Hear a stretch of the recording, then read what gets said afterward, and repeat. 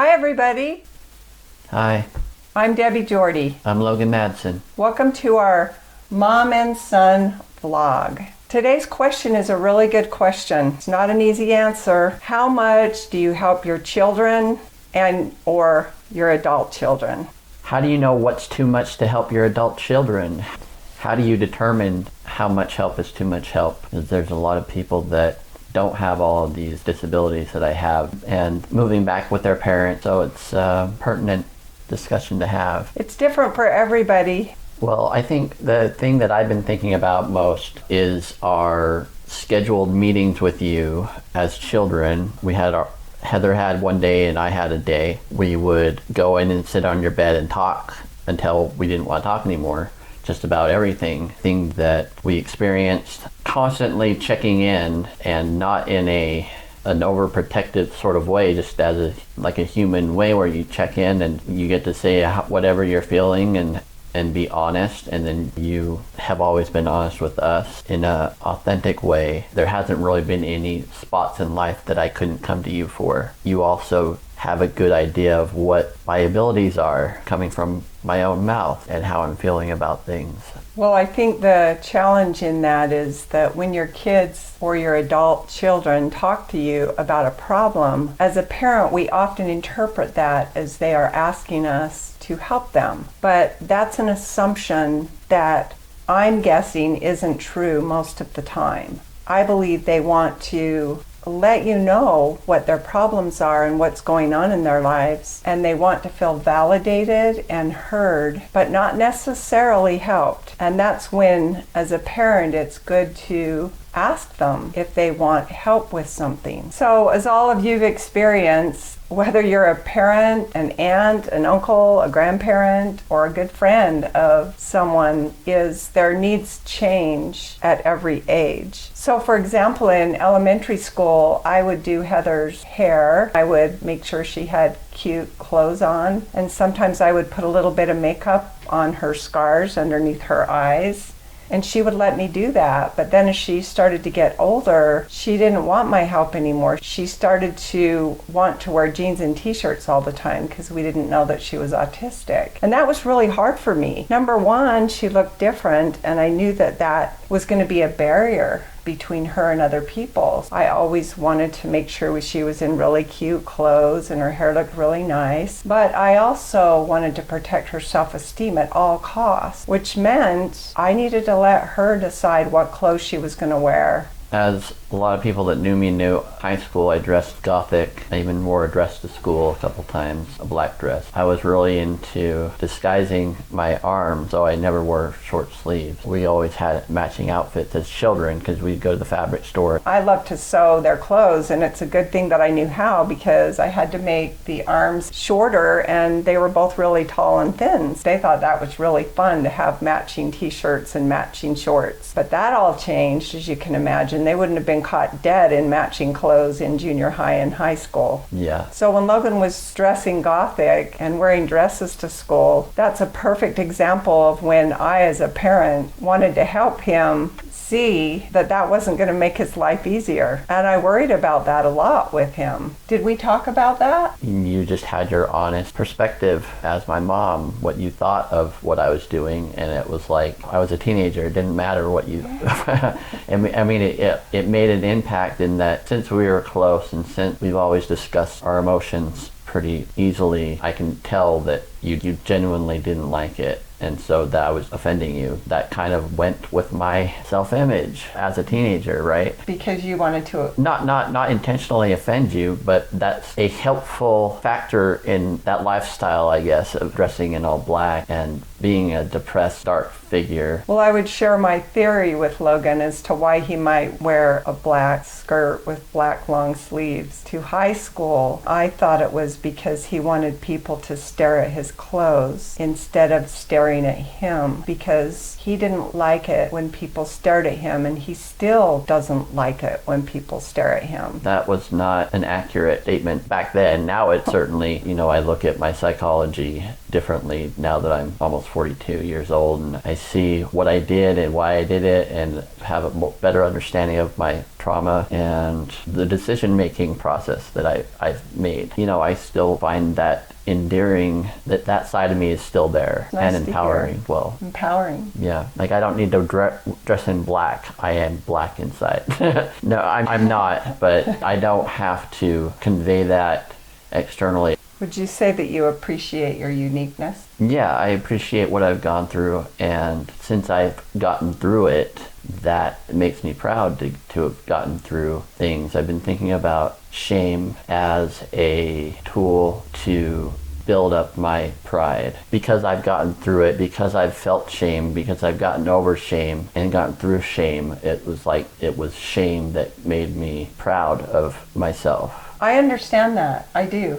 When Heather was born, she was a new infant, and she looked very different. She hadn't had any surgeries on her eyelids, and she had no lower eyelids. It was really obvious that something was wrong with her. And I remember going to the Cottonwood Mall, and she was in a stroller. And I remember walking really tall and proud, thinking, I'm handling this situation that's really challenging. People would always look at the baby, and then they'd look up at the parent to see what the parent looked like based on what the baby looked like. At least that's what I assumed that they were doing. Well, it's probably pretty obvious that it's obvious to me when people stare. It's impossible. Now that I'm older, and when it still happens, it genuinely kind of makes me laugh a little. I still don't like it, but they are drawn to this difference, and they can't hide it from their eyes that they are drawn to it. It's fascinating. I think the number one thing that I remembered as a parent was I knew that Heather and Logan's self-esteem was going to be challenged because they looked different, and that people weren't going to be as friendly. It wasn't going to be as easy for them to make friends. So the way I dealt with them at home was number one priority, help them build their self-esteem. And when he started wanting to wear his hair the way he wanted to wear it, I thought it was really important to their self-esteem to let them start making those choices by themselves, even though I was concerned about how people would react to the way Logan was dressing. I was a hairstylist for 40 years, and when I did the hair of the young boys back when they wanted to get a bowl cut or they wanted to get a buzz, but their mom said no. I always felt kind of bad because I could see how much this kid wanted his hair a certain way so that he could express himself. I remember seeing this teenager with blue hair. Before, lots of people had different colors of hair. It was very unusual to see this cobalt blue hair. And I remember looking at his mom with great admiration that she would let her son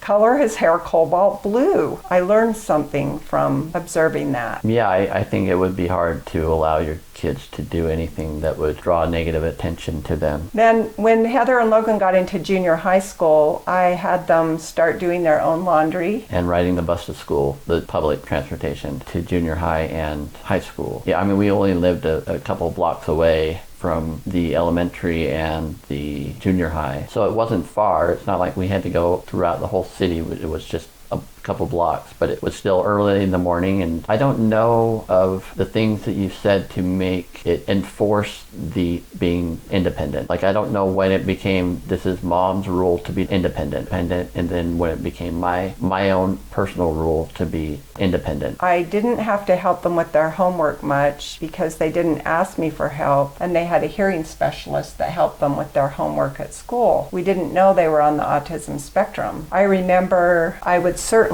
teach them to clean their rooms and recommend they clean their rooms, but then there came a time when I could really appreciate that they're individuals. So if they don't want to clean their room, that should be their choice. But I don't want to look at it. So I would just tell them to close the door. Well, my room was really messy. Lots of empty Pepsi cans and stuff in there. Then all through junior high school, I would observe what they could do and what needed to be done and experiment. So Logan would mow the lawn. And was that hard for you, Logan? Yeah, I mean, it's like wrangling a bull as a child. For me, it was to get it through the grassy bumps and stuff. It was very grueling. But I took pride in being able to do that. You know, it was a chore like any of the other chores that I didn't like. But I liked knowing that I can do it. But it was too hard, actually. I don't think I would force my child me, to be, I don't know, it's really hard. Like, I know how hard it was, and I know the pride that I got from doing it wasn't worth the work that went into it. It was like, glad I did. I'm glad as an adult, I can say that I did it. You forced me to do it. I mean, chores, just like any of the other dishes and vacuuming. Well, I would say one thing is it was challenging because Logan would literally ruin his whole weekend because it was his turn to do the dishes, and he would just put it off and moan and groan. And, you know, as a parent, sometimes you get so sick of the complaining and the moaning and groaning that you just want to go do the chore by yourself. But that doesn't help your child feel empowered, feel independent, and learn responsibilities. Heather's side of that story is very interesting. I thought because Logan could mow the lawn that Heather could mow the lawn too. Well, Heather told me she can't mow the lawn. And I said, well, Logan mows the lawn, why can't you mow the lawn? So we went outside and she showed me, because of the surgeries that she and Logan had to straighten out their wrists and their fingers are permanently bent, they're in this position. Not this position to push a lawnmower or a grocery cart, but in this position. And Heather she literally could not get her hands on the mower. She would try and loop her arm underneath the handle and try pushing it like that. Right, pushing it She with your literally chest tried every neck. way, basically. every way possible to mow the lawn. So I think a really good rule of thumb is to ask your kids for help, then observe how they help, talk about that helping, and introduce that as a talking conversation with them and encourage them to ask you for help when they need help. Yeah, it is kind of hard because obviously the best result is starting from a young age and starting with being open and honest, and you need to allow as much as you can to come through so that there's no way that the child can grow up and be like, but Mom, I'm disabled. And there's no way I could lie about what I can and can't do. I've lied to myself what I can and can't do. I've never needed to get that from you. That was never something that was part of my being, of taking advantage. I don't do that. And I think it's just because there would be no way for me to take advantage because we're so close. Another thing that I think is important is not to assume that something that worked for me will work for them. Yeah, I mean, you can't compare disabilities. Even if, I mean, it's kind of hard because Heather and I literally had the same disabilities, all of the same disabilities. So why wouldn't you think that they're the same? And I would have probably thought that too. I don't know how you would not just treat them both the same. And, you know, it wasn't until I got older and looked at Heather and observed her, and I took photos of her and stuff, and I'm just like, she was much more disabled than I thought she was. And it was profound that it could be so different, but it was very, very different. Well, and what comes to my mind is if you have a perfectly abled son or daughter and they say, Mom, I can't mow the lawn, then you take the time to go out and have them show you how they were mowing the lawn and explain what parts of it are difficult for them, because you might be able to teach them an easier way so that they can mow the lawn versus just giving up and mowing it yourself because you don't want to hear them complain. How do you find the time as a parent to do that, especially if you have more than one child, to do that with all of your children, find out all of these little things about them, about their decision making, about basically their decision making. That's probably the biggest bit of information that is the most useful to have, is knowing, what are you thinking right now? What is going through your mind right now? What's so hard about that? I think comparing is a sort of a needed thing. Compare everybody to everybody. I think that's just a very human thing to do. You can't compare, but you will compare.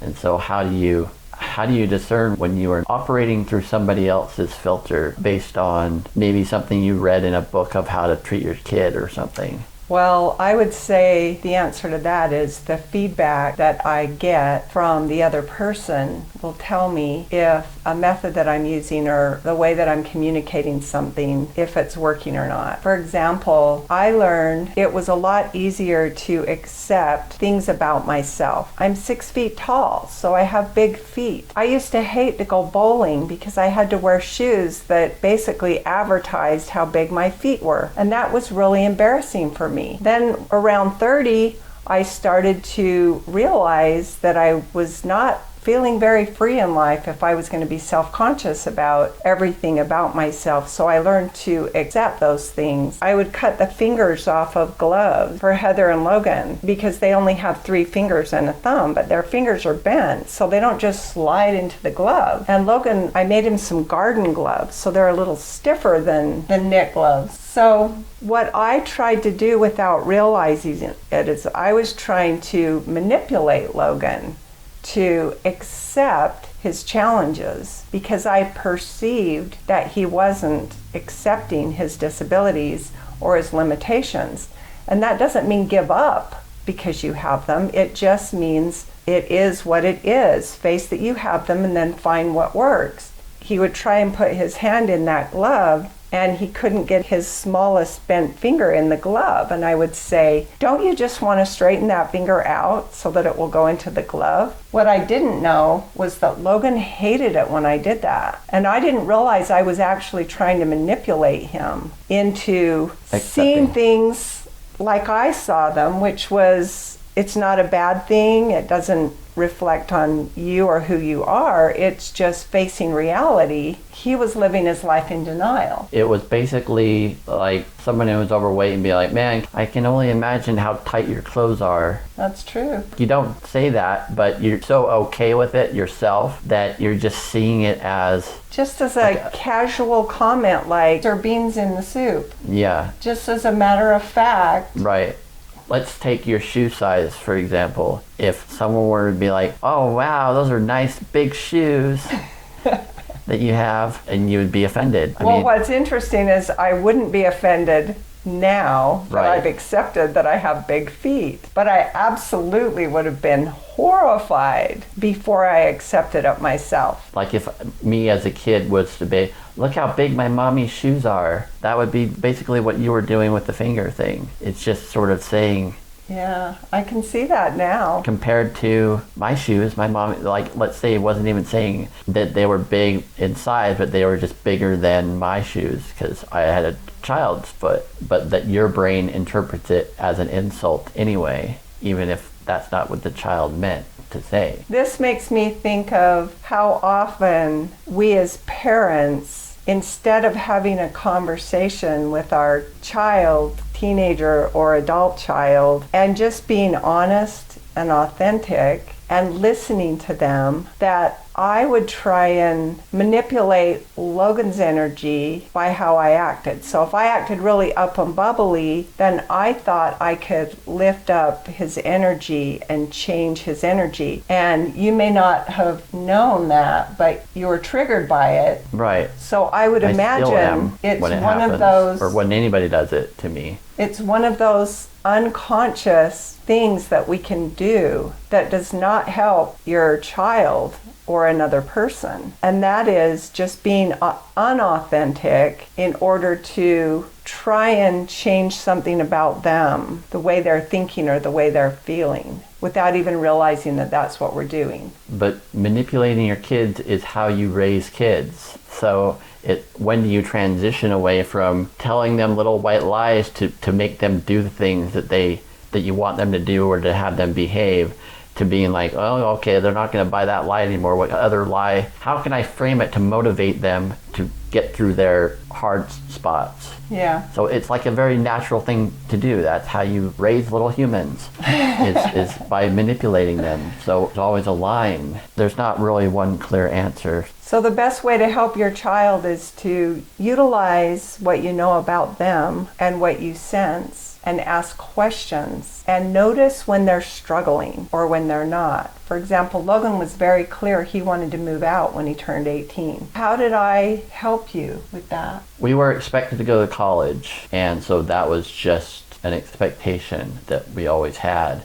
I've always wanted to be an adult. I was never really a kid. I've always been sort of an adult-minded person. And so I was really excited to be an adult. And obviously the biggest way to be an adult is to move out of your mom's house. And so that is why it was so exciting. It's why it's exciting for a lot of people. Because I knew that they would be limited in what they could do physically, but I felt like they were both intelligent. I didn't know they were on the autism spectrum yet. So I pictured them going to college and getting a degree and getting a good job where they could get good benefits to help pay for their medical bills. So I just talked about it, and I would take them downtown. See that bum on the side of the road? That will be you if you don't go to college.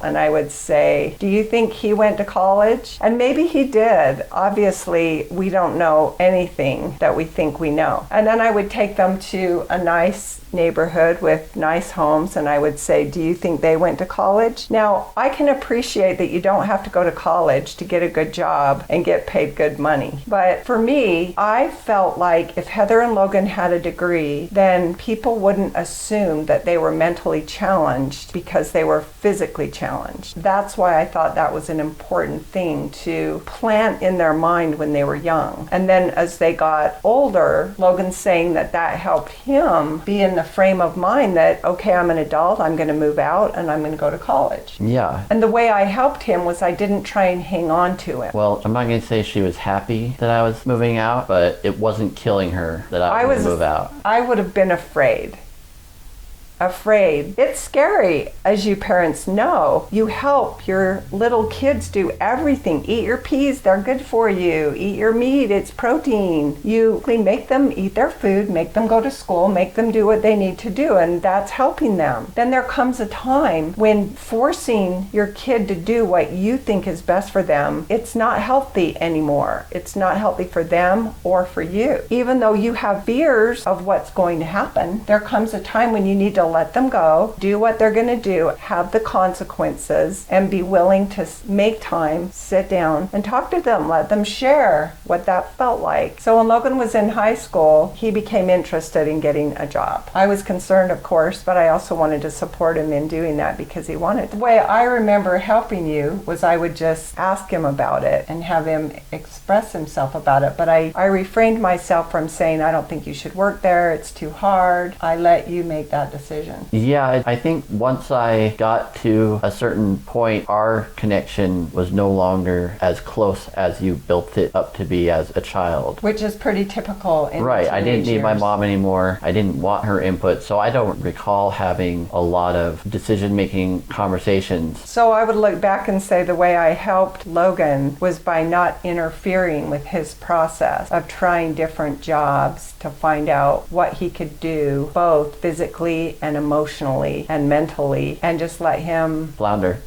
Yeah, you have to tune into your child or teenager or adult child to find out if they need your help, if they want your help, and if you even want to help them. But it is very challenging. So there was a time in Logan's early 20s where he was really depressed. So depressed that he didn't know if he wanted to live. And my brother said that he could come and live in his guest house in Palm Springs. And Logan was really excited about that, right, Logan? Yeah, I mean, Palm Springs was always sort of my happy place. The first time we went and swam in his pool, it was always like this special place that I can think about or dream about, my life being there and it being the way I felt when I was there on vacation. So the way I helped him was, and believe me, it wasn't easy, letting him go. I sold all of my belongings so that I had some money. He sold everything. That's another thing that was really challenging for me. His computer. Except for this canvas. This is Logan's painting. He did it while he was in Palm Springs. Yeah. So how much do you help your kid? You really have to make the decision emotion in the moment. Logan really wanted to do that. I knew that he needed something to give him a reason to live, so he went down to Palm Springs. And then he came back 3 months later. He was still really depressed. Yeah, I went into the UVU and got analyzed. So I really needed to help him, obviously. He was very depressed. I was very, very much involved in helping him at that time. Looking back, you can see that you were inadequate at making good choices. Yeah. But at the time, you blamed it on me because I would give him advice, and that would make him feel inadequate because my advice made it sound like the problem he was having should be solved really easily. I was making it appear that, oh, this should be simple. What's wrong with you? Well, so he would feel inadequate. The biggest reason for the inadequacies is because I was not aware of how physically disabled I was. That's why I felt inadequate, I suppose. Is that, all right,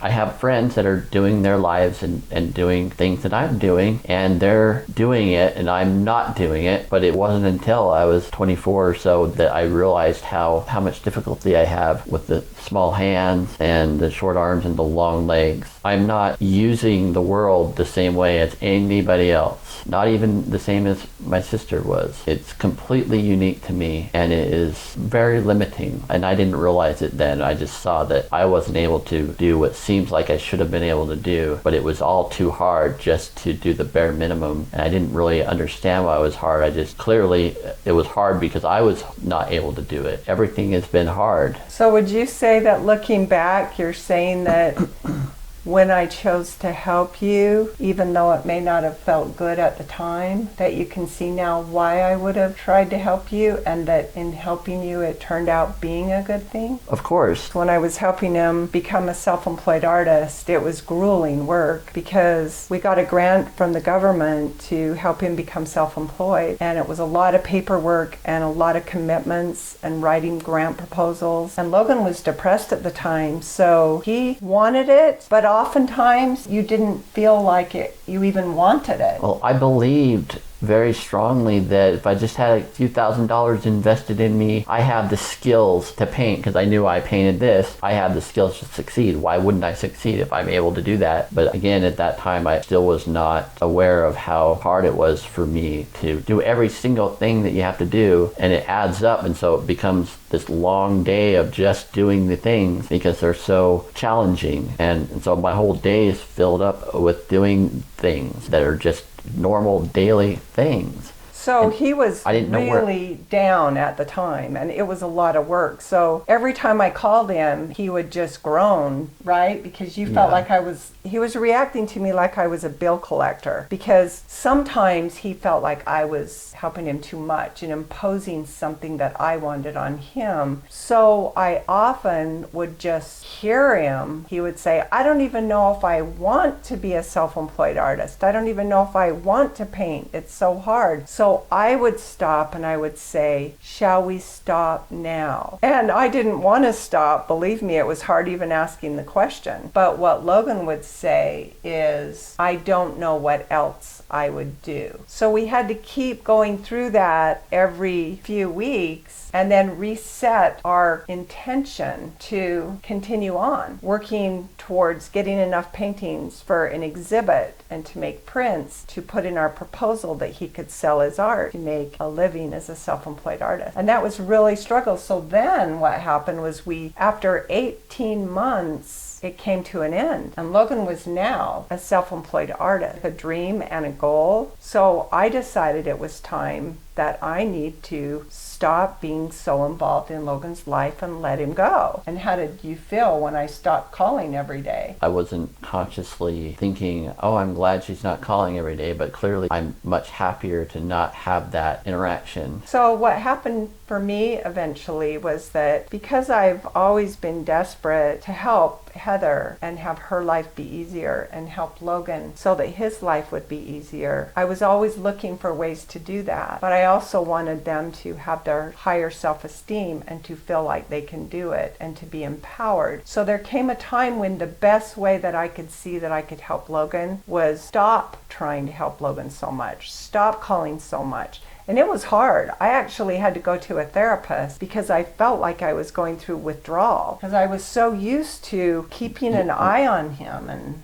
I would not have been able to get where I'm at artistically without her doing the work. It wouldn't have gotten done. I don't know what I would be doing. I mean, I guess I would still be painting, but I would be lost without having that goal that's still there. It's still this idea, but I wouldn't have gotten to experience challenging myself to have a show and to have prints and stuff made and to really get to experience having a business with it. That wouldn't have happened. I would have just let it go. So it's like it's all you. You are the reason why I haven't let it go yet. That's obviously a good thing because I don't know what letting it go would look like, letting go of that dream. In sharing some of these messy examples with you, the bottom line is there isn't an easy answer. And when you come to a situation where you're trying to decide if you should do something for them, if you should make them do it, or if you should just simply listen to them and ask them what their ideas are on how they're going to do it. It's going to be different for each one of you, and it's going to depend on which child or person you're actually trying to find out if they need your help or not. Yeah, I mean, I suppose if while you were helping me, I was stealing money out of your purse or something, but you kept helping, don't do that. That's not helping. That's hurting yourself. So there's somewhere where the child adult starts to cause bad things to happen in the parent's life where no, you can't allow that to happen. You can't allow your life to be messed up by this other adult life. So what you're saying is if you're helping too much and enabling your child to bring difficulty into your life, spending your money, ruining your credit, bringing drugs into your house, right, whatever the situation is, then you are actually enabling that child to stay in debt, stay unemployed, stay sick, or stay helpless. But again, it's a fine line. Yeah. And the important thing is to be conscious, ask yourself questions, ask them questions, and really take some time to figure it out. Yeah, I think that you just can't let them, if they're hurting you and you're not hurting them, that's not helping. I was never allowed to hurt you, though our relationship has been challenging because of my inacceptance, or whatever you want to call it, has not been easy and at times has been hurtful to you to help me. So in other words, it's really important to set boundaries. So I needed to set boundaries with Logan, that if he wasn't going to treat me better, then I wasn't going to help him. And if he wanted my help, he needed to treat me better. And you told me that sometimes you can't help yourself. You just